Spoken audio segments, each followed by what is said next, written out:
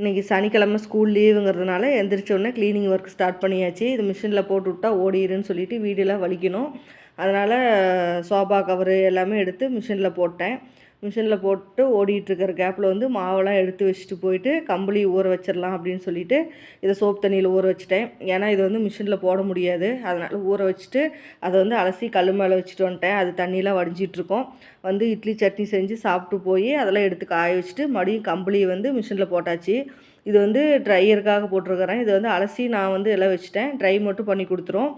அது அந்த கேப்பில் வந்துட்டு நம்ம இந்த கிச்சன்லாம் க்ளீன் பண்ணிட்டு போயிடலான்னு சொல்லிட்டு இதெல்லாம் கழுவிட்டு சிங்கெல்லாம் கழுவிட்டு பாத்திரம் எல்லாமே கழுவி எல்லாமே ரெடி பண்ணிவிட்டு கிச்சனை க்ளீன் பண்ணிவிட்டு போயாச்சு. அதுக்குள்ளேயும் கம்பளியும் ஓடி முடிச்சிருச்சு.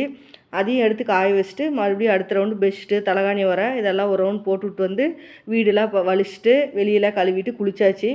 குளிச்சுட்டு போகாட்டி அதுவும் ஓடி முடிச்சிருச்சு. அதையும் எடுத்து காய வச்சாச்சு.